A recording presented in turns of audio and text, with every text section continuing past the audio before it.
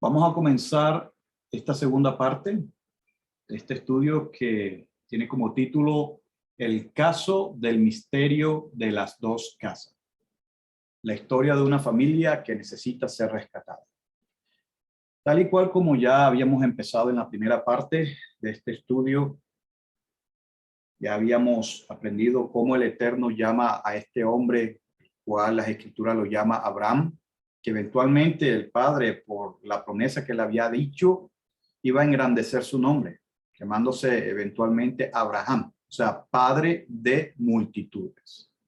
Habíamos dicho también que Abraham se le conocía o se le conoce en las escrituras hebreas como el hebreo.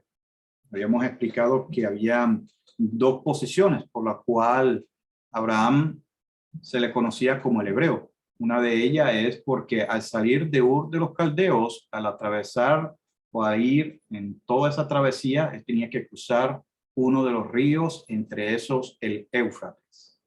Y por lo cual mucha gente piensa que de ahí es que vino el nombre de él. Obviamente que no hay un sustento sólido en base a eso, pero está la otra postura que el nombre se debe a un antepasado de él llamado Eber, que de ahí salió lo que es el gentilicio de Ivrit. Ivrit es lo que se conoce hoy en día como hebreos, en la lengua castellana, por supuesto. Y ya dimos algunos antecedentes de por qué esta postura es la que puede ser la más exacta, aunque puede usted creer, no hay ningún problema de que hebreo porque él cruzó el río Éufrates. Cualquiera de las dos posturas no están lejanas, pero tiendo yo a creer, como lo habíamos compartido, que más bien se debe por el hecho de ser descendiente de Eber. Ya teniendo esto aclarado y habiendo estudiado acerca de cómo es que el Eterno empezó a darles esas promesas progresivas de acuerdo a la obediencia de Abraham, entonces llegamos hasta el capítulo, uh, el capítulo que terminamos fue el 22 de Bereshit o Génesis, y ahora vamos a continuar con el mismo libro, Bereshit o Génesis, pero ahora vamos a continuar con el capítulo 25. Aquí en el capítulo 25 ya se ve más concisa la promesa acerca de la descendencia de Abraham. Pero recordemos algo, si usted lee anteriormente a este capítulo, se va a dar cuenta de que Abraham, antes de tener a este hijo que vamos ahorita mismo a estudiar, él había tenido otro hijo con otra mujer. Por la desesperación de ver que su edad era demasiado y que su esposa también tenía una edad avanzada, ya anciana, se vieron en la necesidad o la desesperación de que Abraham tuviera relación con la criada o la sierva de la esposa. Esa historia la sabemos. De ahí es que nació el primer hijo de él, o sea, Ismael. Ismael, que significa y el Eterno escucha. Elohim escucha. Ish, que es de Shema, y El, que es de Elohim, es el apócope de Elohim. Obviamente que el Eterno, a pesar de que Ismael había salido de los lomos de él, de las entrañas de él, la promesa no era esa. Habíamos estudiado en los capítulos anteriores que el Eterno le había prometido era descendencia, pero por medio de Sarai, que eventualmente se llamaría Sara, como habíamos estudiado el capítulo anterior.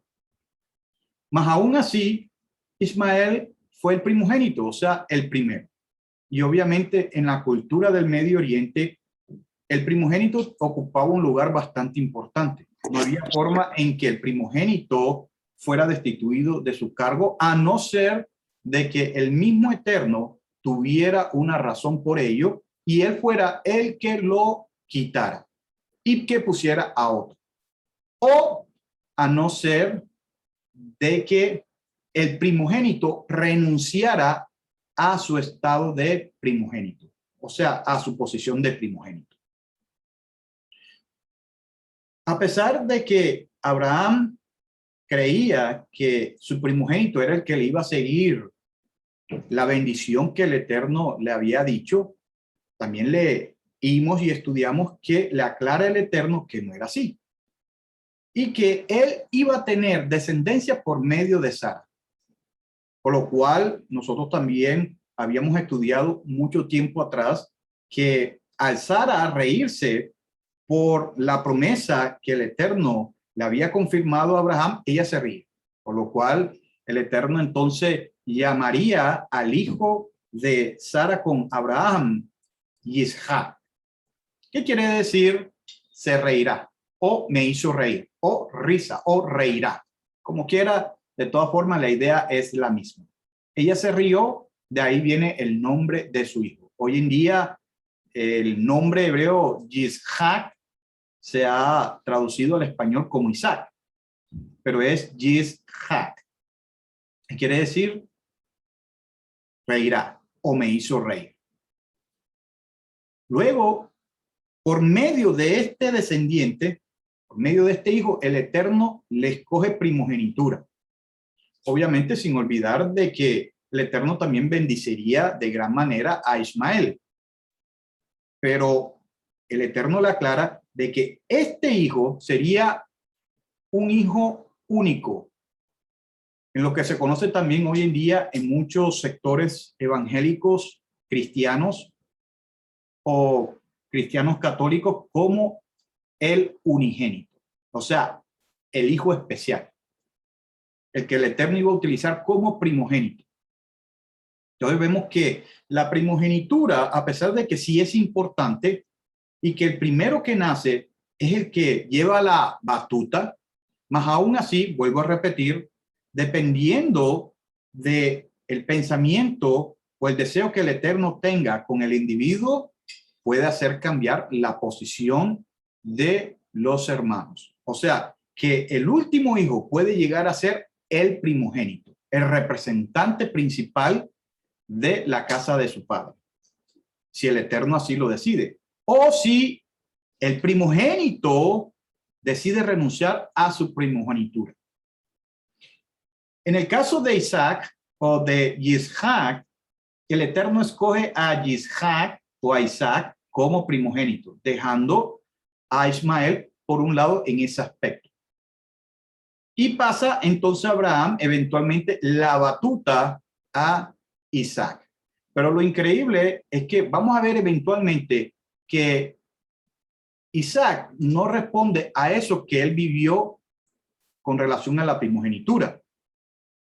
Parece de que eventualmente se iba a olvidar que el que escoge el primogénito primordialmente es el Todopoderoso, el Creador. Pero bueno, más aún así, como estaba diciendo, Abraham le pasa la primogenitura, o más bien le pasa la batuta, para que continúe con la bendición que el Eterno había empezado dándole a él. Después que nace, obviamente, su hijo Isaac. Y en el libro de Bereshit, o Génesis, capítulo 25, en el verso 11, vamos a leer de la siguiente manera. Después de la muerte de Abraham, Elohim, o sea, Dios, bendijo a su hijo Yishac. Mire esto, bendijo a su hijo. Y Yishac, o sea, Isaac, se estableció cerca de Beer Lahai Roi, o sea, en lo que hoy en día se conoce en la tierra de Canaán.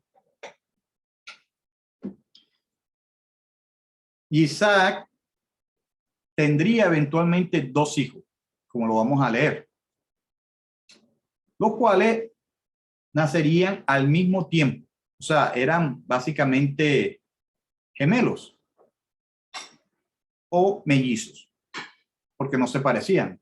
En nuestra cultura, gemelos es el que nace al mismo tiempo y se parecen.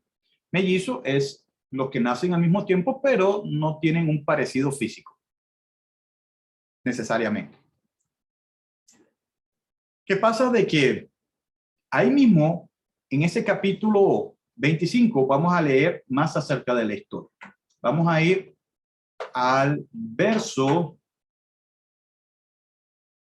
19.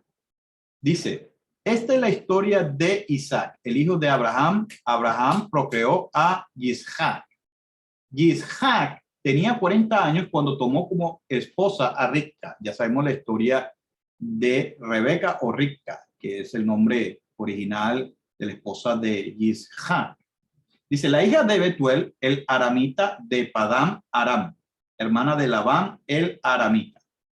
Isaac rogó a Yahweh en favor de su esposa porque era estéril. Ya sabemos la historia. Y Yahweh respondió a su ruego y su esposa Rivka, o sea, Rebeca, concibió. O sea, se embarazó. Pero los niños combatían en su vientre. O sea, desde que estaban en la barriga de su madre, peleaban de quién era el que iba a dominar. Y ella dijo, si es así, ¿para qué existe? O sea, ella ya sintió de que los niños iban a ser rivales. Ella fue a inquirir de Yahweh, o sea, preguntó, oró al Eterno que por qué era que estaba pasando todo esto. Imagínense cómo es esto de lo que es el embarazo, que la madre puede sentir aún antes de que el niño nazca. ¿Qué tipo de niño puede ser? ¿Qué tipo de ser? Las madres pueden sentir eso.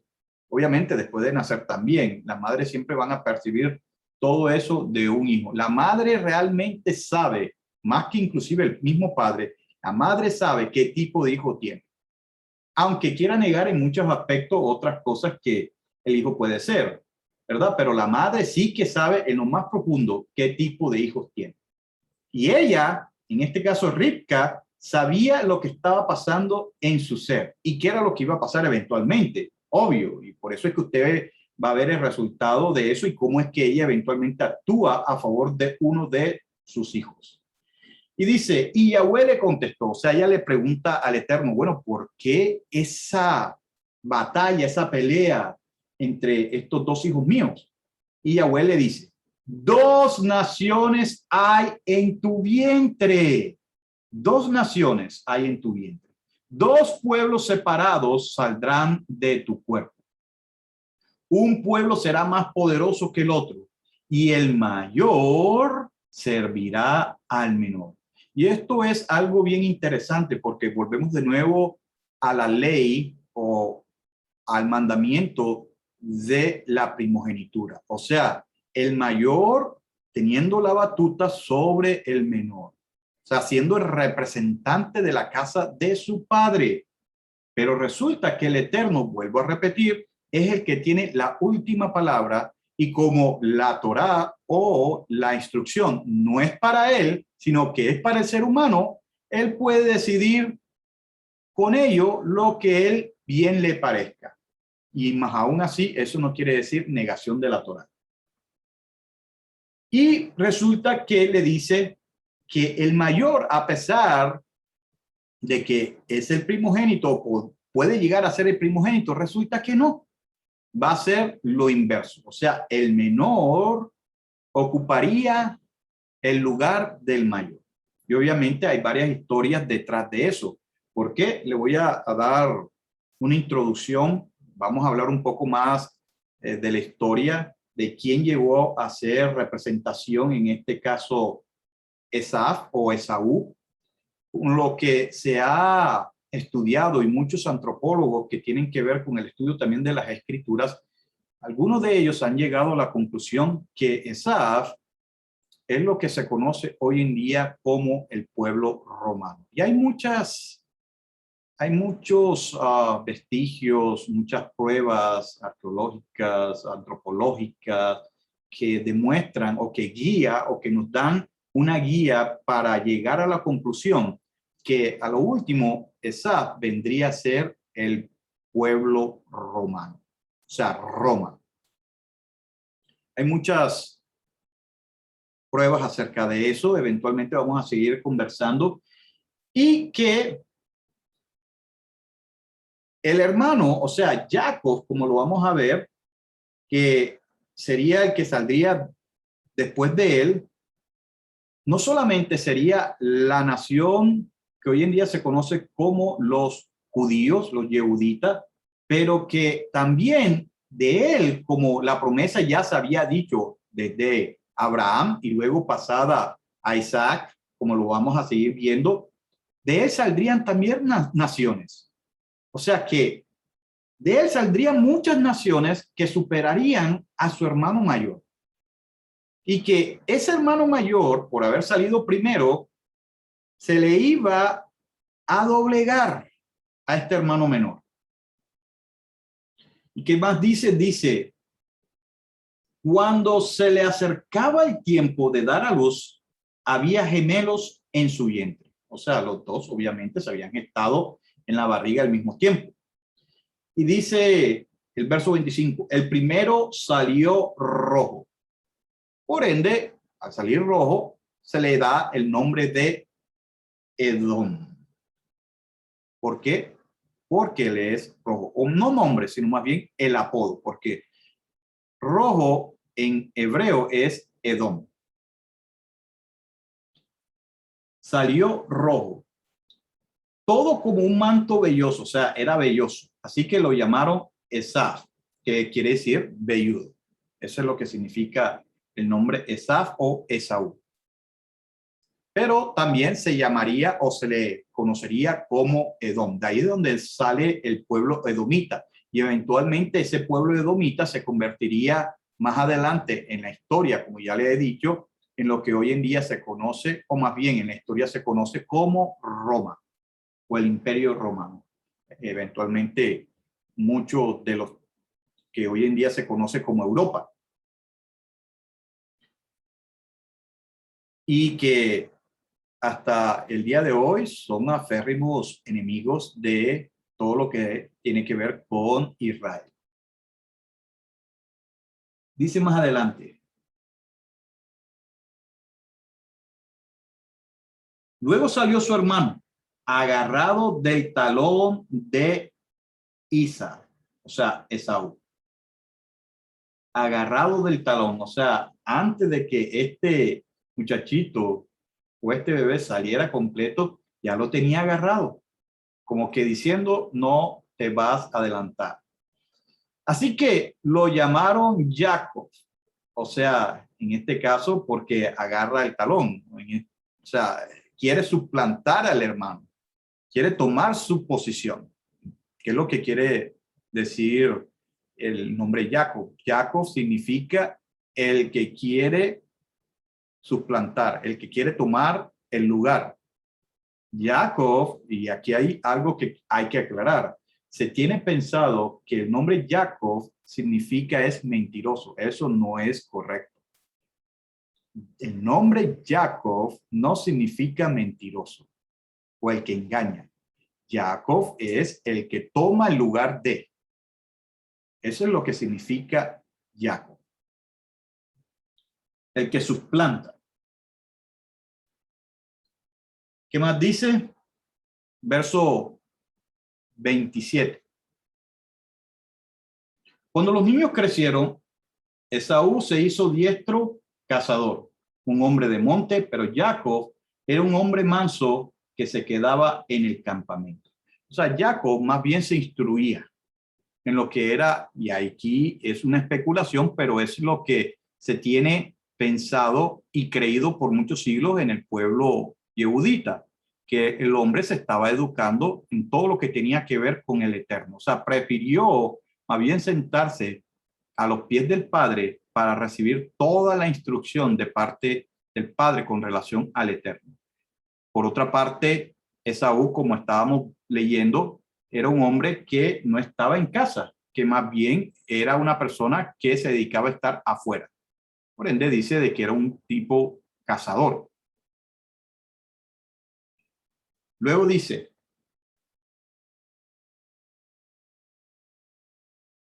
Isaac favorecía a Esaú porque le gustaba la cacería. O sea, aún así, había una preferencia de parte de Isaac. Y obviamente la preferencia, primero porque era el hijo primogénito y hay que ser realista. La mayoría de las veces el padre favorece es al primogénito, como sea el caso. Eso es algo que siempre está en el hombre. El hombre siempre va a favorecer el primogénito. Yo no estoy diciendo que todos, pero en la mayoría de los casos esa es la tendencia. Y no solamente porque él era el primogénito, pero aquí estamos leyendo, además de esto, se le sumaba el hecho de que Esaú era un cazador y obviamente de esa caza que hacía Esaú le llevaba a su padre y eso le gustaba a Isaac. Isaac se estaba olvidando de todo lo que él había vivido con su padre, sobre todo con el hecho de la primogenitura, y se le olvidaba lo que ya había aprendido. ¿Y qué más dice? Una vez, cuando Jacob estaba preparando un guiso, Isaac o Esaú vino del campo hambriento. Y noten aquí, y Esaú le dijo a Jacob, dame un poco de eso rojo para comer, que estoy hambriento. Muchos piensan que eso pudo haber sido un tipo de sancocho de frijoles. Puede ser. Dice, por lo cual se le llamó Edom, rojo, que eso es lo que significa, rojo. Jacob dijo, primero véndeme tu primogenitura. Y aquí es donde se ve el caso, primero, de que la persona cede su primogenitura. Y por eso, obviamente, más es que se le da la connotación al nombre de Jacob, porque él va a tomar el lugar de Esaú. Pero no va a tomar el lugar de Esaú porque él lo está engañando, sino que estamos notando que Isaac o Esaú no le interesa la primogenitura. Y esto es cumplimiento de la profecía que el Eterno había dicho. El mayor, o sea, Esaú, o los pueblos que le vendrían a Esaú, servirían a Jacob al menor, o sea, los pueblos que le saldrían a Jacob. Y dice, véndeme tu primogenitura. Y Esaú dijo, estoy a punto de morirme, así que, ¿de qué me sirve la primogenitura? O sea, este es un típico persona del mundo que dice, a mí qué me interesan las promesas del Eterno en el futuro si lo que yo quiero vivir es lo que el mundo me ofrece ahora. Yo quiero vivir la vida ahora. Quiero disfrutar ahora. Quiero deleitarme ahora, no mañana, no pasado mañana, no en 10 años, no en 1000 años. Quiero ahora. Que mis deseos se hagan cumplidos ahora. Él no le importaba la primogenitura. Aquí vemos el caso en que una persona va a ceder por el gusto del momento la primogenitura. ¿Y qué dice? Pero Jacob dijo, júrame primero. Y esto es importante porque en la antigüedad los pactos se hacían, era así. No había tal cosa como que alguien sacara un papel y se lo firmara. O que diseñara, en este caso, una hoja legal para que otro se lo firmara. En la antigüedad, la palabra de una persona valía mucho. De hecho, yo recuerdo cuando estaba muchacho, al ir a uno de estos centros donde se pelea gallos, escuché una vez decir a una persona, tengo palabra de gallero. O sea, en este caso, que cuando una persona decía eso, era porque la palabra que daba era lo suficiente para saber que la persona iba a cumplir. Y que si la persona prometía su casa, prometía su hijo, su hija, su esposa, aún su vida, lo cumplía. En la antigüedad era más todavía serio el asunto. O sea, que cada vez que una persona abría su boca, no había forma de retractarse. Era la firma absoluta de esa persona. ¿Por qué? Porque esa firma, por medio de la voz, era el requisito para que el Eterno lo mirara y lo tuviera pendiente. No había forma que la persona se retractara eventualmente. Y lo que dijera esa persona ya había firmado, no solamente en la tierra, pero allá en los cielos. Y así era que se hacían los tratos en ese momento. Entonces, dice, pero Jacob dijo, júrame primero. De manera que él le juró y le vendió su primogenitura a Jacob. O sea, noten de que no fue que Jacob lo engañó y le robó la primogenitura, sino que más bien Esaú, Isaac, no le importaba la primogenitura. Vio de menos la primogenitura. Quiso más bien disfrutar los momentos hoy, ahora, los momentos pasajeros que las promesas eternas. Menospreció su primogenitura. Eso, obviamente, le quedaría marcado para toda la existencia, hasta el día de hoy. Esto le provocaría a Isaac la oportunidad de haber hecho historia en el pueblo de Israel. Él perdió esa oportunidad. O sea, el Eterno no tuvo que decidir él mismo, sino que el mismo Isaac sería quien lo provocara. Así que no podemos decir que Jacob engañó o que Jacob le hizo triquiñuelas a su hermano mayor, sino que el deseo de Isaac ya era el deshacerse de esa responsabilidad como primogénito. Siguiendo la historia de esta familia, podemos seguir en el capítulo 26 del libro de Bereshit o Génesis, en el verso 1. Y leemos de la siguiente manera. Hubo un hambre en el país, aparte del hambre anterior que había ocurrido en los días de Abraham. Y Isaac acudió a Abimelech, rey de los filisteos en Gerar. Bueno, ya usted sabe la historia de Abraham, no tengo que estar volviendo a repetirla. El que quiera aprender un poco más, eventualmente lo repasaremos, pero dice en el verso 2, Yahweh se lo había aparecido y le había dicho, no bajes a Misraim, o sea, Egipto, quédate en la tierra que yo te señalo. Reside en esta tierra y yo estaré contigo y te bendeciré. Entonces, vuelve de nuevo el Eterno a bendecir lo que ya había empezado por medio de Abraham. Empieza a bendecir a su hijo, pero recordándole, obviamente, lo que ya le había dicho a su padre Abraham. Y que dice, reside en esta tierra y yo estaré contigo y te bendeciré. Yo te asignaré todas estas tierras a ti y a tu linaje en cumplimiento del juramento que le hice a tu padre Abraham. Sabemos cuál fue ese juramento que juró por sí mismo cuando obviamente fue a ofrecerse al mismo Isaac, su hijo, delante del Eterno. Y el Eterno le dice que le iba a dar todas esas tierras que en ese momento la estaban ocupando esos pueblos que citamos anteriormente. Para recordar, podemos ver que esas tierras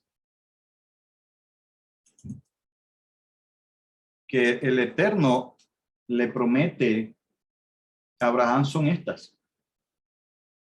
Desde el río Nilo en Egipto, lo que hoy en día es en Egipto, llegando a todos estos pueblos que antes citamos. Los hititas, los catmonitas, los amonitas, los jebuseos, los kenitas, los firiseos, los cananitas, etcétera.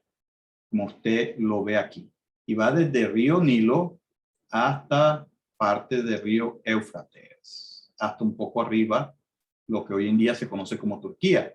Y bastante abajo, parte de lo que hoy en día se conoce como la península arábica, como lo ven aquí.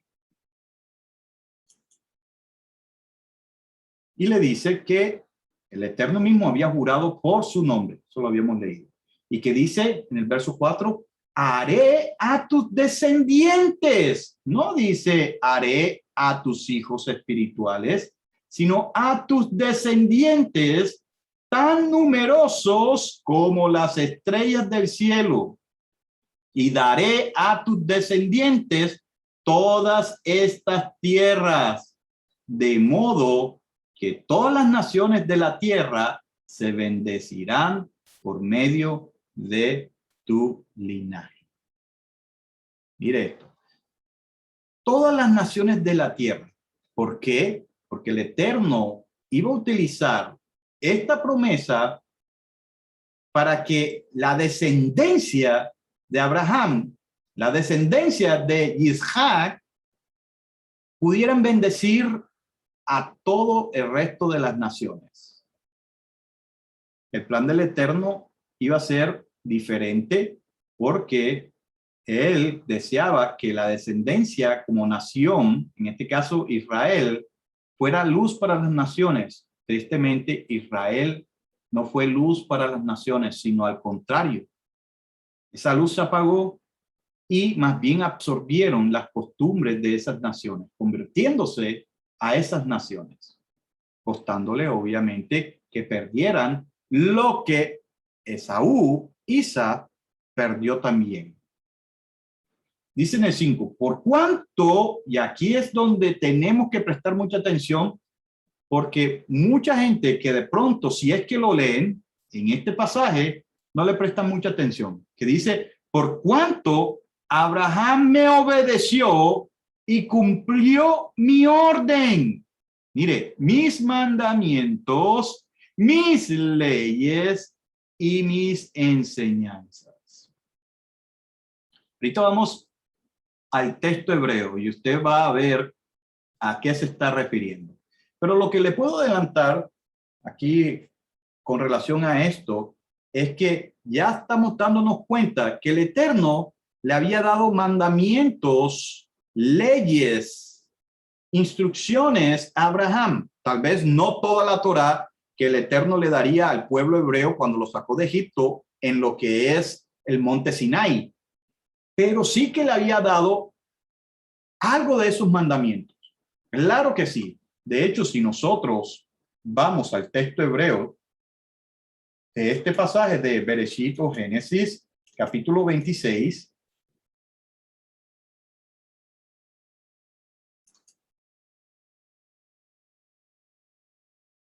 en el verso 5,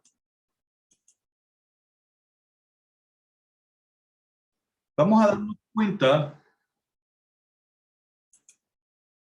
dar cuenta que el mandamiento es este. Mire, los misbotai, mandamiento, o sea, de la raíz misbot, los hukotai, que viene de la raíz hak, y los torotai, que viene de la raíz torah. Míralo. Misbotai, cuya raíz es misbot, aquí lo pueden ver, o misbah. Misbot es en plural, misbah es en singular, con el número Strong 4687, mandamiento.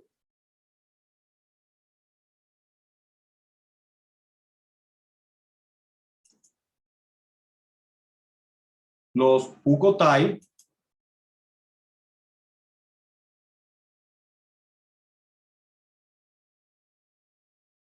cuya raíz es hak, lo pueden encontrar con el número Strong 2708, hak o huká. Estatutos, ordenanzas, prescripción.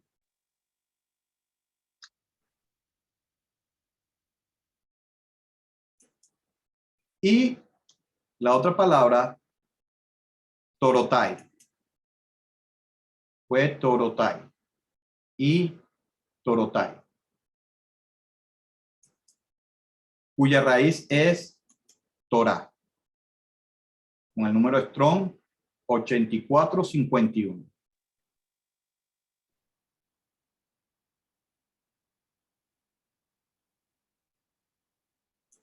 Así que volviendo aquí, entonces nos damos cuenta que ya el Eterno le había dado mandamientos a Abraham.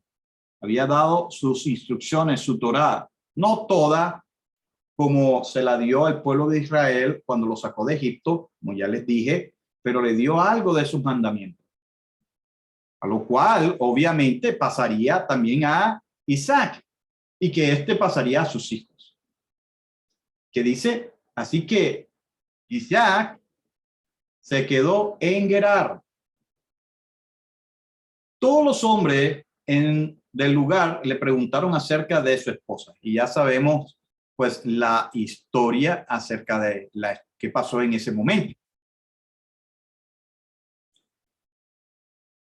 Lo que quiero aquí resaltar es que el Eterno le da una bendición especial a Isaac. Y no solamente a Isaac, sino a su simiente. Cosa que el Eterno ya le había prometido a Isaac, a Abraham, en el pasado. O sea, sigue de nuevo la cadena de bendición.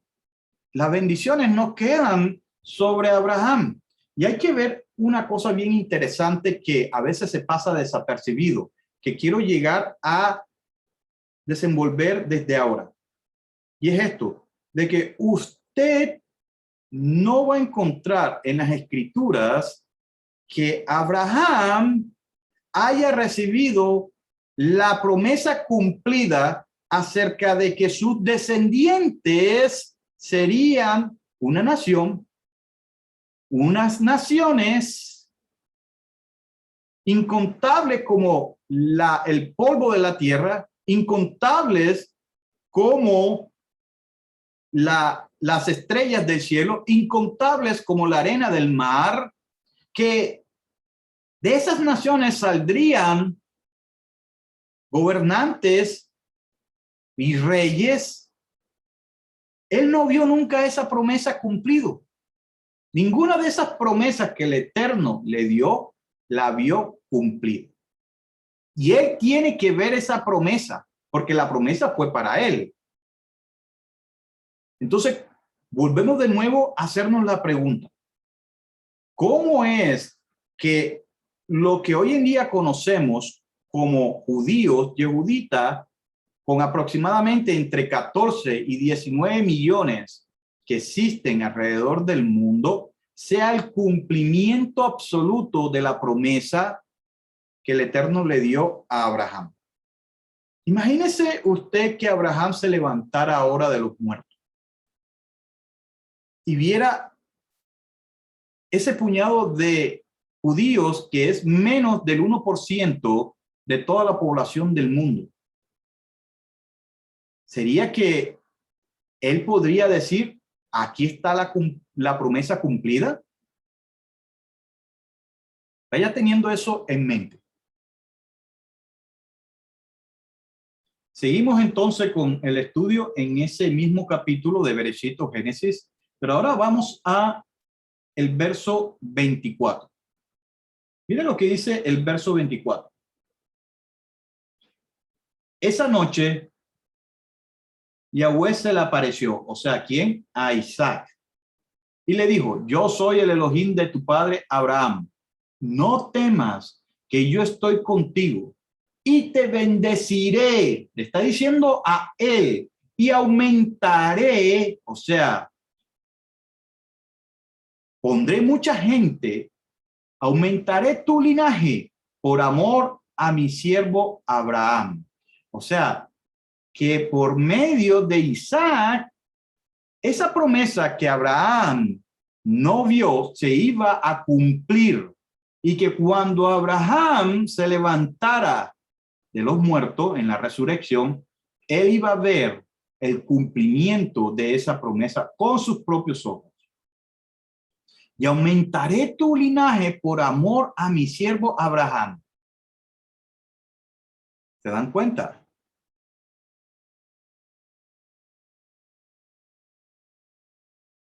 Y aquí podemos ver varias cosas. Vuelve de nuevo a repetir, te bendeciré. No le está diciendo como si fuera metafóricamente.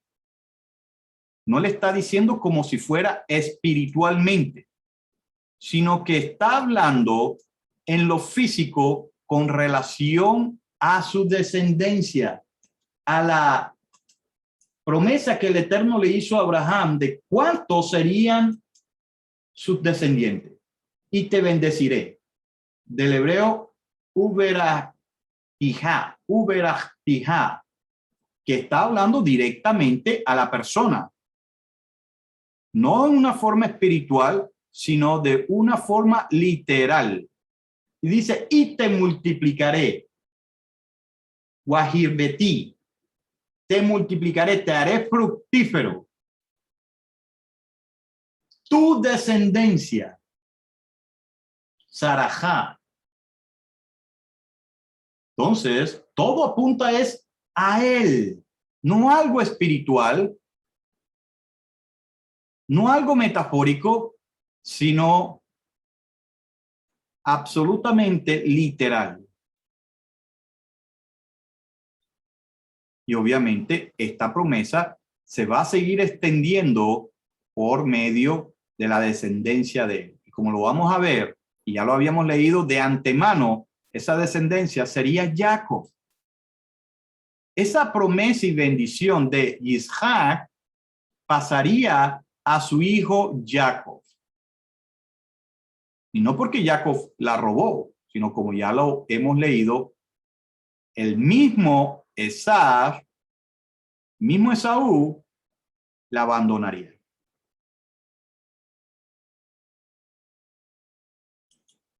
Así que vamos ahora, para seguir leyendo acerca de esto, en el capítulo 27 de Bereshit o Génesis.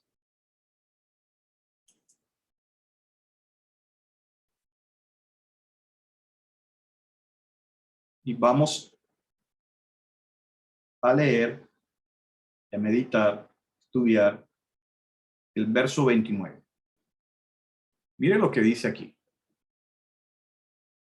Que los pueblos te sirvan y las naciones se postren ante ti. Sé el amo de tus hermanos y que los hijos de tu madre se postren ante ti. Malditos sean los que te maldigas, benditos los que te bendigan. Y aquí obviamente está hablando acerca de Jacob. Pero antes de seguir leyendo con relación a Jacob, también vale la pena recordar de nuevo que fue Isaac o Esaú el que se dio la primogenitura. Tengo que recordarles esto y hacer hincapié para que si alguien, sea en el cristianismo, en el mesianismo, aún en el judaísmo, ustedes escuchan decir, no, lo que pasa es que Jacob le robó la bendición. No se la robó. Aquí estamos dándonos cuenta que lo que hizo Esaú fue deshacerse por él mismo de esa bendición. Él mismo fue el que se dio su primogenitura. Por ende, vienen entonces las bendiciones para Jacob, porque él sí que se hizo responsable de lo que consiste el ser responsable de llevar la primogenitura. Y por eso es que dice que los pueblos te sirvan y las naciones se postren ante ti. Sé el amo de tus hermanos y que los hijos de tu madre se postren ante ti. Malditos sean los que te maldigan y benditos los que te bendigan. Así de que hay que tener pendiente esa bendición. De hecho, vamos aquí a leerlo de nuevo. Ustedes se darán cuenta. Dicen que te sirvan pueblos. Las naciones se inclinen a ti, o sea, que se arrodillen a ti en las naciones. Será el Señor de sus hermanos. Y aquí se utiliza una palabra bien interesante que es Gibor, que es poderoso. O sea, sé poderoso de tus hermanos. Y se inclinen ante ti los hijos de tu madre. O sea, que se arrodillen a ti los hijos de tu madre. Malditos los que te maldijeren. O sea, malditos los que te maldigan. Y benditos los que te bendijeren. Bendecidos los que te bendigan. Obviamente. Entonces nos damos cuenta que naciones se iban a inclinar a los hijos de Jacob, a su descendencia. Entonces podemos decir que esa bendición se ha venido cumpliendo paulatinamente. Así de que hay que tener pendiente y vamos a seguir leyendo este pasaje del capítulo 27, pero ahora vamos a seguir en el verso 30,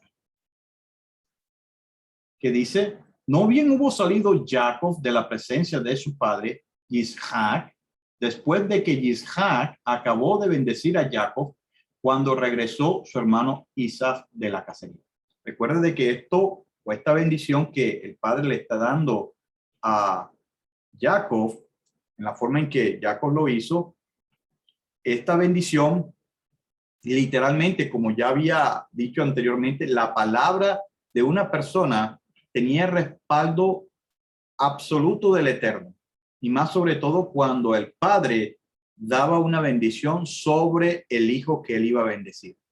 Tanto era así de que la bendición primordial se daba y ya no había el caso de una bendición igual para el otro hijo.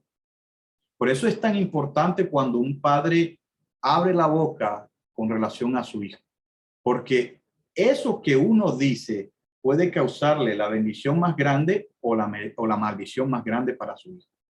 Cuando un padre profiere palabras de maldición a su hijo, palabras grotescas a su hijo, palabras que lo humillan, eso va a impactar en la criatura como usted no tiene idea.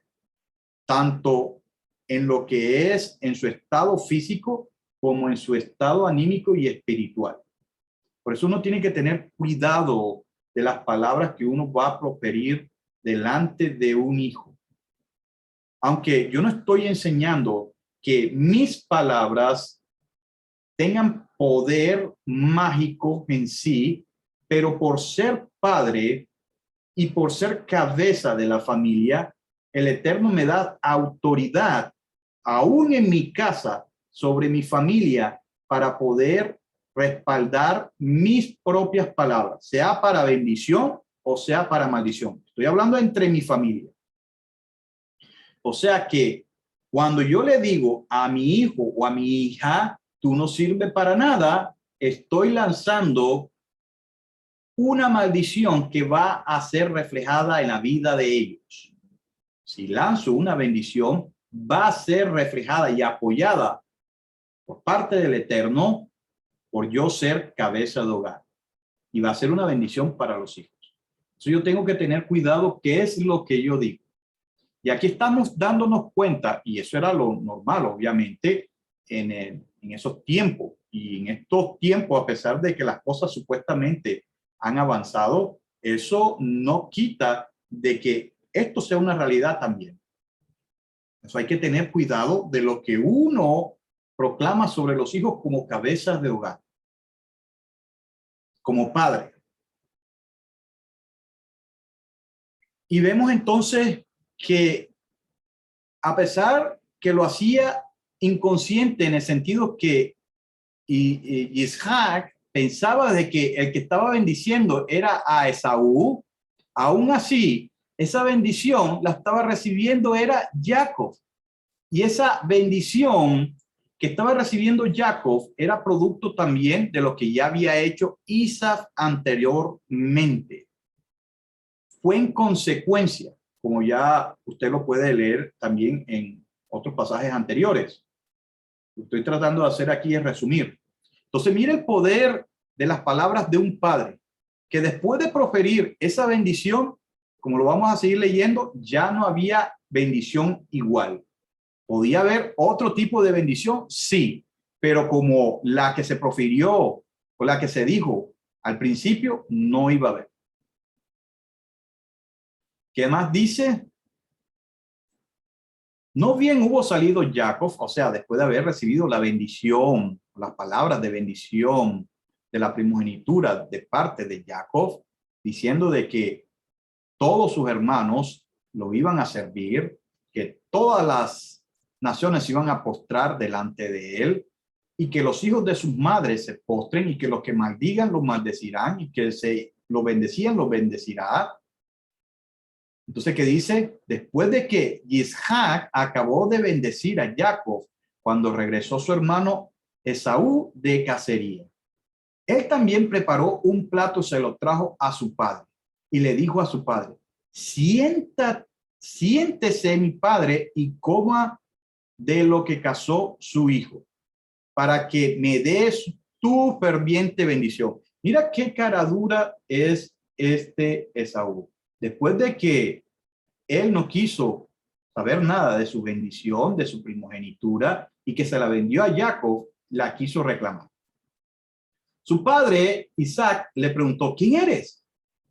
Él le dijo: yo soy tu hijo Esaú, tu primogénito. Isaac cayó presa de un violento temblor y preguntó: ¿quién fue entonces el que cazó una presa y me la trajo? Además, comí de ella antes de que tú vinieras y lo bendije. Ahora tiene que quedarse bendito. Si se dan cuenta, no había forma de que retirara la bendición. Cuando Esaú oyó las palabras de su padre, rompió a llorar violenta y amargamente y le dijo a su padre: bendíceme a mí también, padre, porque obviamente ahora sí que quería ser un buen representante de su primogenitura. Pero Isaac le respondió, pero él le respondió: tu hermano vino con engaño y te arrebató la bendición. Obviamente aquí dice con engaño, pero sabemos la historia. Fue la madre la que hizo que este Jacob hiciera lo que él hizo. Aparte de eso, de que ya Esaú le había vendido su primogenitura. Esaú dijo: para eso lo llamaron Jacob, suplantador, para que me suplantara estas dos veces.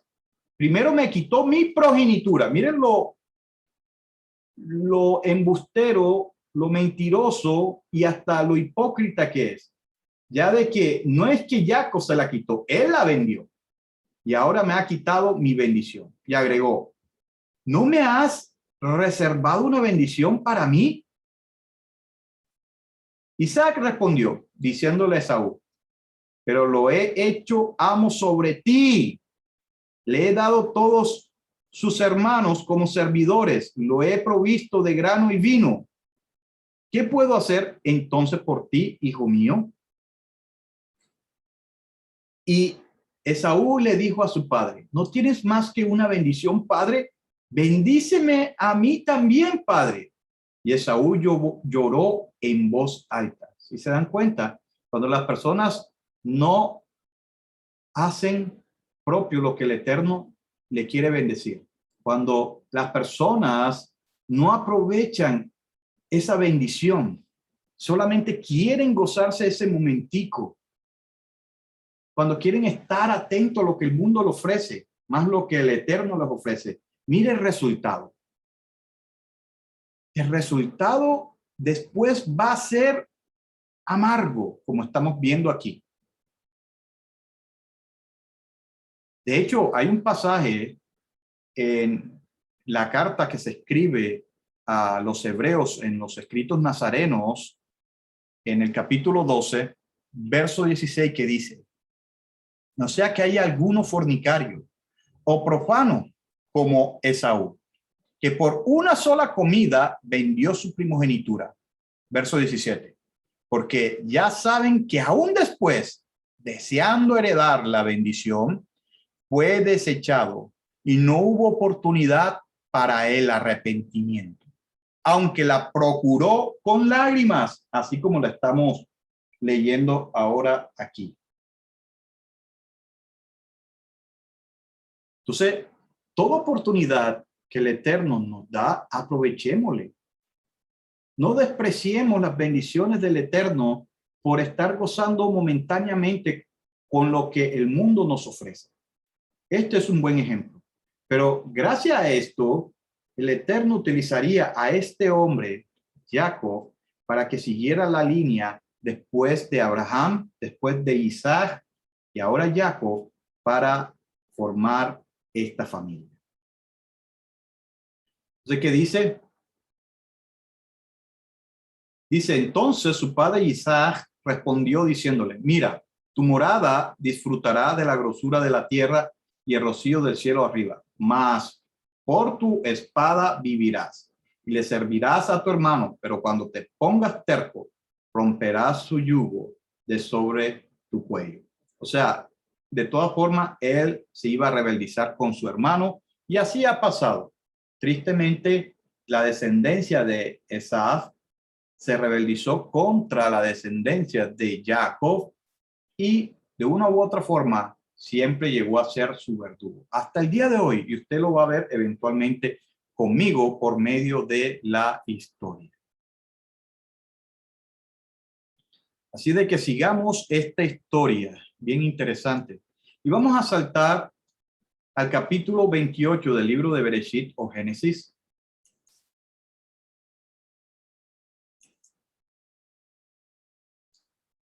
Y ahora vamos a leer desde el verso 1.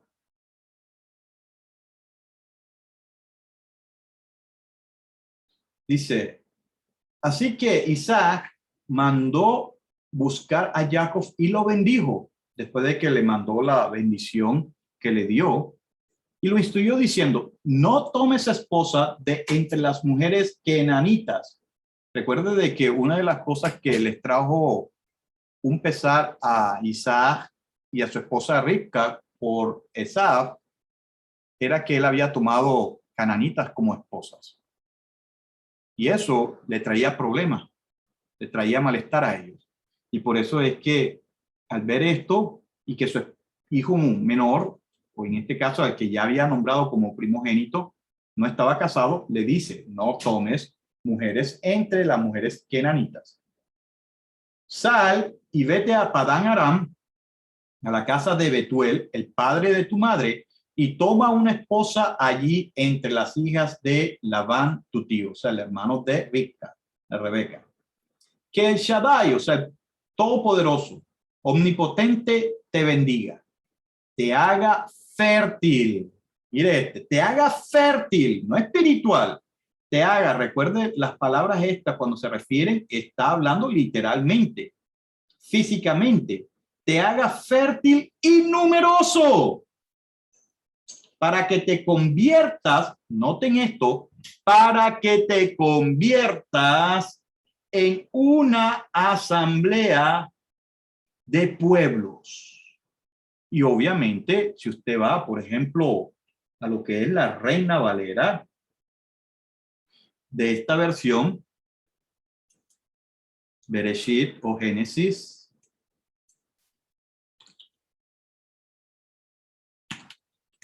capítulo 28, usted lo va a ver traducido de esta forma.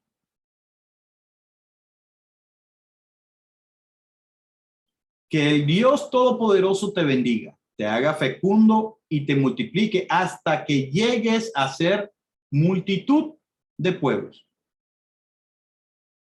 Esta es la del 2015. Vamos a ver qué dice la del 2000, la de 1960.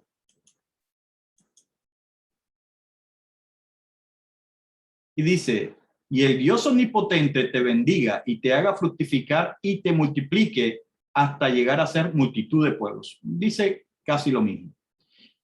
La cuestión es que las traducciones siempre se quedan como a medias, de hecho, incompletas, diría yo, en cuestiones de la traducción para entender realmente lo que está tratando de decir el escritor.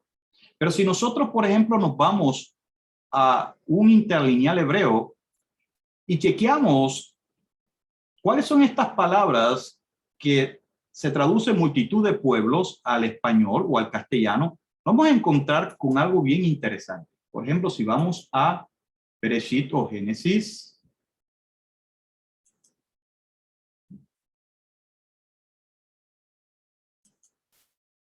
capítulo 28,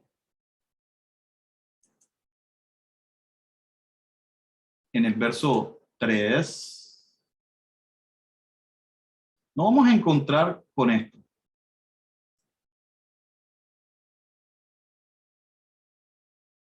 Que dice, podrá ser multitud de personas.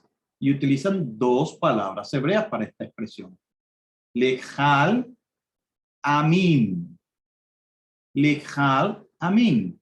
Y esta palabra lejal, o sea, una multitud, viene de la raíz hebrea kahal, que usted la puede encontrar en el diccionario Strong 6951, que se traduce, además de multitud, reunión, convocación, montaje, como congregación.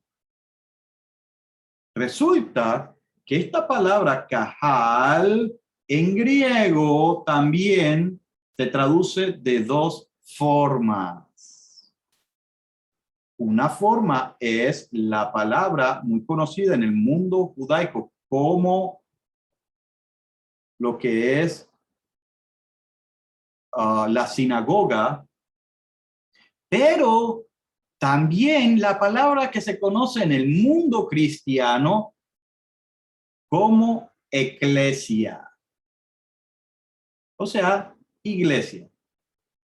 Usted la puede buscar en lo que es las palabras equivalentes del hebreo al griego, y usted se va a dar cuenta que kahal se puede traducir como sinagoga, pero como sinagoga es una palabra en términos del judaísmo, la cual proviene de la palabra original griega eclesia, que es la que se utiliza para iglesia. Y volvemos de nuevo a decir lo que hacen las traducciones. Obviamente que hay que traducir con relación al contexto, porque muchas personas van a aludir a eso. Ah, pero es que el contexto, ok, el contexto no. El contexto está refiriendo a lo que realmente significa la palabra griega eclesia. Congregación, congregación de pueblos, eclesia de pueblos. Así de que, ¿en qué se convertiría entonces la descendencia de Jacob? Se convertiría en la eclesia de muchos pueblos, o en la eclesia de pueblos, congregación de pueblos. Quiero llegar a este punto para que entendamos que esta palabra eclesia no es o no se refiere a instituciones. La palabra eclesia no se está refiriendo a templos, sino al conjunto de personas que el Eterno saca para una labor específica o para una idea que él tiene. Y vemos que de los hijos de Jacob, el Eterno va a sacar una eclesía entre los pueblos, de pueblos. Nakahal en hebreo.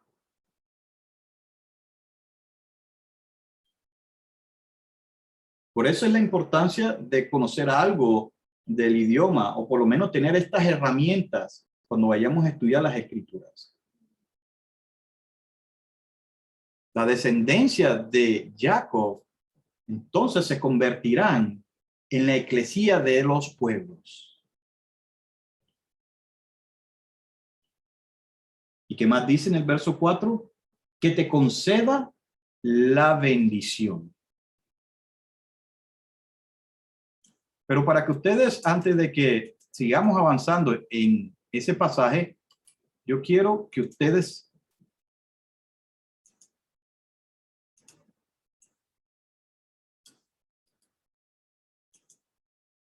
vean.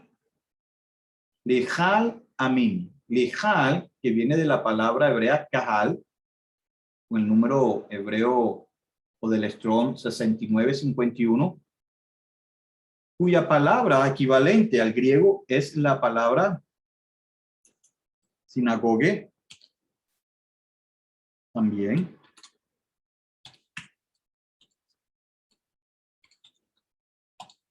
Y como este es un término que está basada en el pensamiento judaico, la verdadera palabra raíz es la palabra eclesia. De hecho, a los estudiantes de lo que son los paralelismos entre los idiomas van a dar razón de que la palabra kahal realmente su paralelo en el griego es eclesia con el número Strong 1577 y amin es pueblos. O sea, lejal amin es eclesia de etn, de pueblos.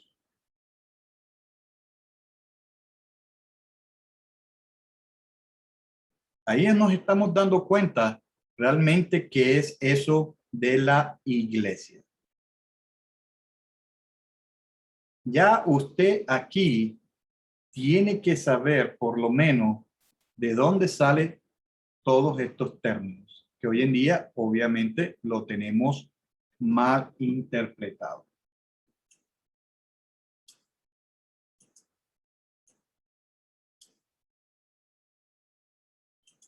Siguiendo la lectura,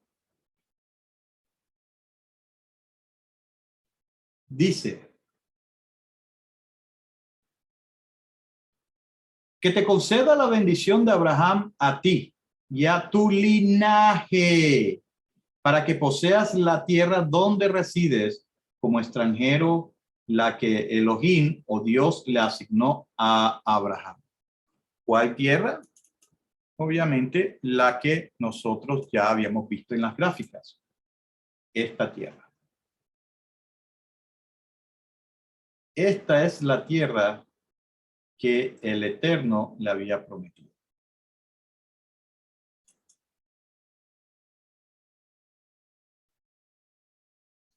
Aquí seguimos entonces y vamos a, en ese mismo capítulo, pero saltando ahora en el verso 10 para adelantar.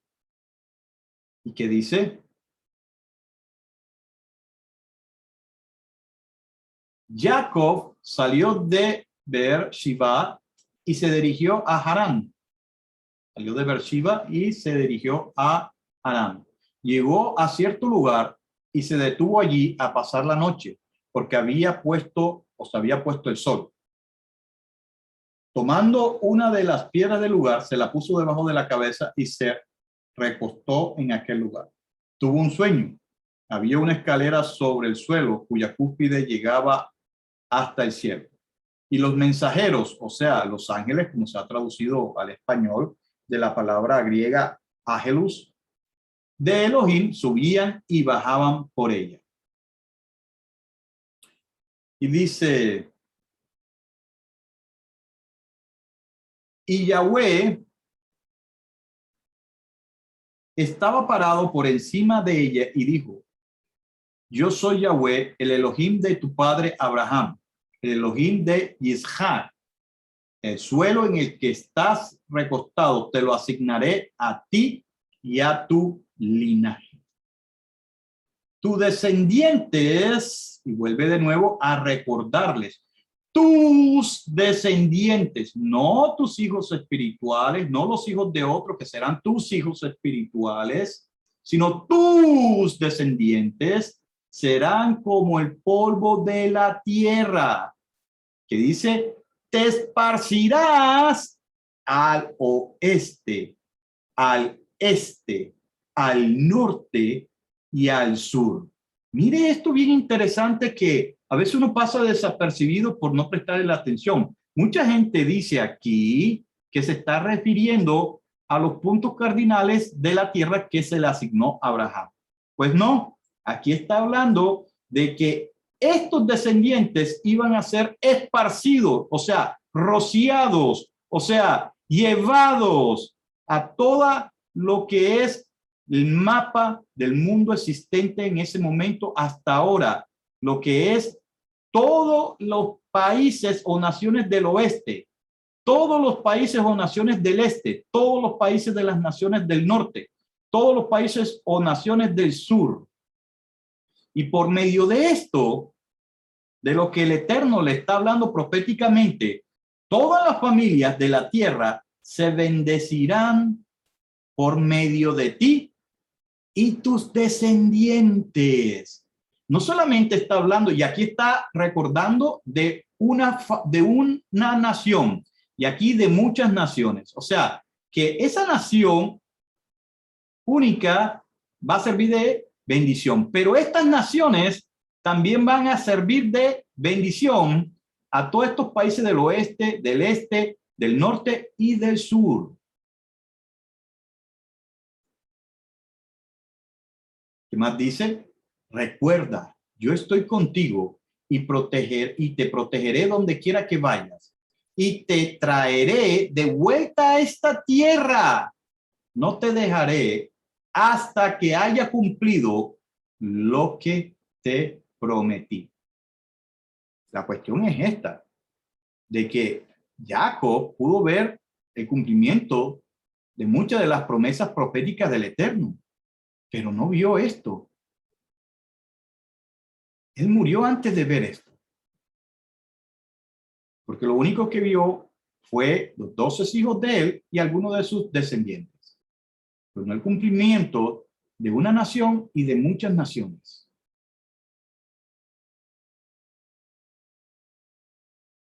XVI dice, Jacob despertó de su sueño y dijo, ciertamente Yahweh está en este lugar y yo no lo sabía. Para seguir la historia, podemos saltar entonces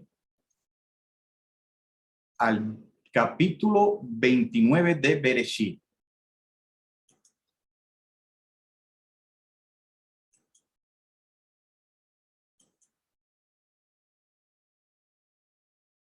Y vamos a considerar la lectura desde el verso 31. Usted se puede leer lo anterior acerca de la historia de Jacob y cómo es que él tiene ese encuentro con su tío Labán, cómo es que él le trabaja, cómo es que después se compromete con una de las hijas de Labán, llamada Lea, cómo es que después se compromete con la mujer que él amaba siempre, o sea, lo que es Rachel, y de ellas y de su sierva es que le empiezan a nacer todos los hijos de él. Y aquí, en el verso 31, vamos a ver un poco de eso. Y dice, Yahweh vio que a Lea no la amaban y la hizo fecunda, pero Raquel era estéril. Lea concibió y tuvo un hijo y lo llamó Rubén.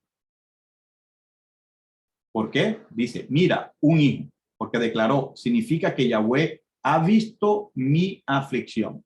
También significa que ahora mi esposo me amará. Tristemente, como que eso no resultó con ella. Dice, concibió otra vez y tuvo un hijo y declaró, esto es que Yahweh oyó que no me querían y no me ha dado este también. Y me ha dado este también. Así que lo llamó Shimón. ¿Por qué significa oyó? Rubén significa miró. Y Shimón significa oyó. De nuevo concibió y tuvo un hijo y declaró, esta vez mi esposo se apegará a mí, porque le he dado 3 hijos. Por eso lo llamó Leví. ¿Qué significa apegado? Pero más aún así no resultó. Concibió otra vez y tuvo un hijo y declaró, esta vez alabaré a Yahweh. Por eso lo llamó Yehudá. ¿Qué significa alabanza a Yahweh? entonces dejó de dar a luz. Estos fueron los 4 primeros hijos que tuvo, en este caso, esta Lea. 4 primeros hijos que tuvo Jacob. Vamos a el capítulo 30 a ver los demás hijos. Entonces aquí nos estamos dando cuenta de cómo de un hombre ya empieza a formarse la familia. De un hombre le nació un hijo llamado Isaac. De Isaac fueron 2 hijos, pero uno de ellos, Jacob, llegaría o traspasaría la batuta y de él nacerían 12 hijos. Que dice, cuando Rachel vio que no le había dado hijos a Jacob, se puso envidiosa de su hermana y Rachel le dijo a Jacob, dame hijos o me muero. Jacob se enojó con Rachel y dijo, ¿puedo yo tomar el lugar de Elohim que te ha negado el fruto del vientre? Ella dijo, aquí está mi criada Bilhah, júntate con ella para que te dé a luz en mis rodillas y que por medio de ella pueda yo también tener hijos. Esa era la costumbre en el pueblo hebreo. Bueno, de los pueblos en general en ese entonces. Así que le dio a su criada Bilhah como esposa y Jacob se juntó con ella. Bilhah concibió y le dio a luz a un hijo a Jacob. Y Rachel dijo, Elohim me ha vindicado, en verdad ha oído mi ruego y me ha dado un hijo. Por eso lo llamó Dan. Dan, aquí dice vindicado, pero realmente Dan quiere decir pues. Dice, la criada de Rachel, Bilhah, concibió de nuevo y dio a Jacob un segundo hijo. Y Rachel dijo, he sostenido una decisiva competencia con mi hermana. Sí, y he ganado.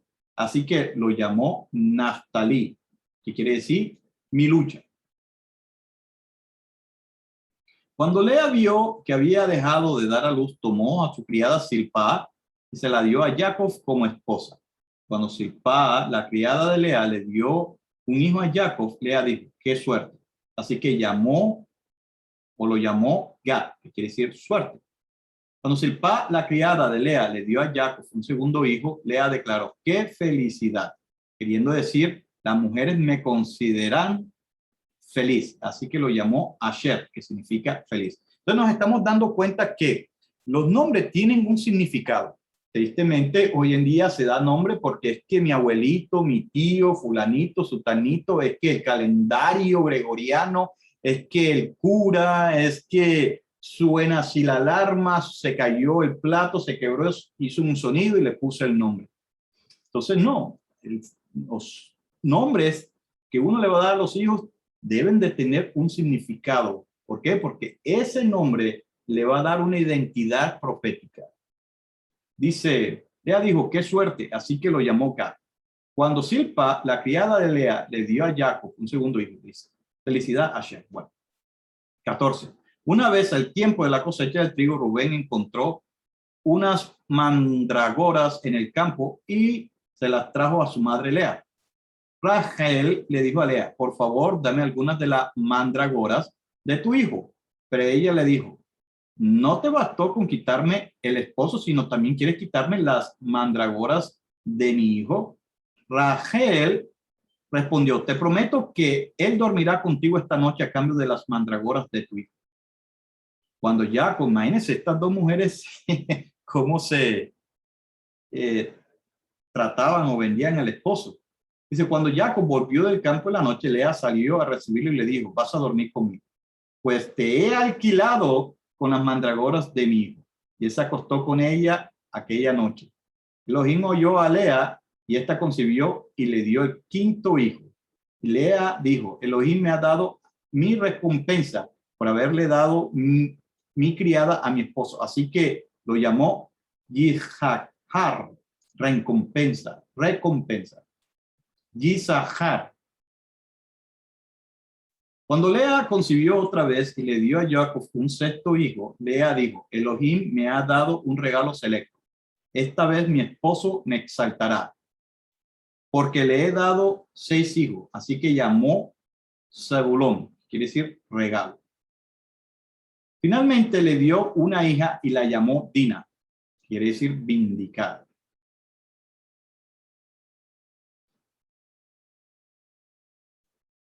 Después Elohim se acordó de Rachel, Elohim la oyó y le hizo fecunda. Ella concibió y dio a luz a un hijo y dijo, Elohim me ha quitado mi desgracia. Así que lo llamó Joseph, que quiere decir Yahweh añada. Que Yahweh me añada otro hijo. Y yo quiero que ustedes tengan pendiente de este nombre. Todos los nombres de los patriarcas, de estos 10 hijos de Jacob hasta ahora, tienen un significado profético, obviamente, como ustedes están viendo, pero en especial el nombre de este hijo que le dio Rachel, o Raquel, el cual llamó Joseph, que significa en nuestro idioma Yahweh añade o añadirá. Tengan esto pendiente, márquenlo y anótenlo. Significa Yahweh añada, Yahweh añadirá.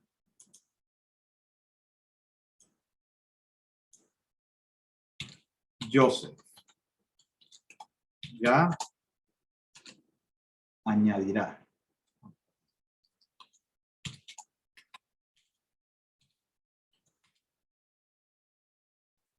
Con la rayita de arriba, por supuesto. No la tengo aquí en este momento.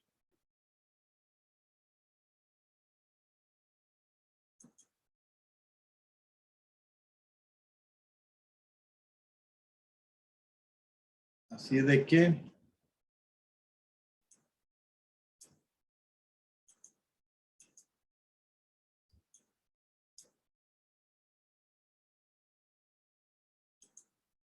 siguiendo la lectura, y ya casi para terminar esta parte, vamos a leer el capítulo 32.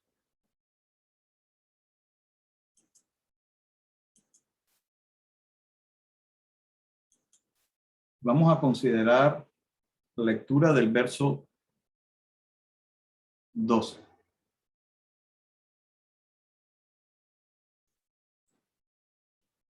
Y esto es cuando ya Jacob está volviendo a la tierra de donde él había salido. Y obviamente recordemos que antes de salir de su parentela, de donde su padre y su madre, por recibir la bendición del padre, su hermano Isaac le había dado una maldición, o más bien le había dicho de que tan pronto que el padre muriera, él lo iba a matar. Entonces, a él volver, obviamente, tendría que enfrentarse con la realidad de volver a ver al hermano y con la amenaza que él había hecho. Entonces, ya al venir, se dio cuenta de que Isaac, pues Saúl, ya estaba por ahí y los había visto. Y él tuvo miedo. Y entonces es cuando él empieza a clamar al Eterno, no solamente por él, pero por toda su familia. Y en el verso 12 dice, líbrame, por favor, de la mano de mi hermano, pidiéndole al Eterno, de la mano de Esaú. De otro modo, me temo que pueda venir y atacarme a madres, a hijos por igual. Sin embargo, tú has dicho, yo te trataré bien y haré a tu linaje como las arenas del mar, que son demasiadas numerosas para contar. Así de que desde ahí, entonces, el Eterno empezó a acordar todas esas promesas.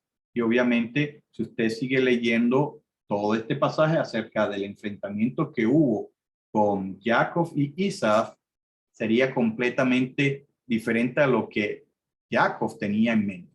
El Eterno convirtió eso en otra cosa, pero eso lo vamos a estudiar en la siguiente parte. Así de que lo dejo hasta ahí Pero des en cuenta de que poquito a poquito nos estamos encontrando de que esta familia que nació de un hombre ya está creciendo, que de un hombre ya vamos por aproximadamente 11 representantes, 11 patriarcas que vendrían a formar esta familia, que vendría a ser una nación y un conjunto de naciones. Hasta aquí esta parte.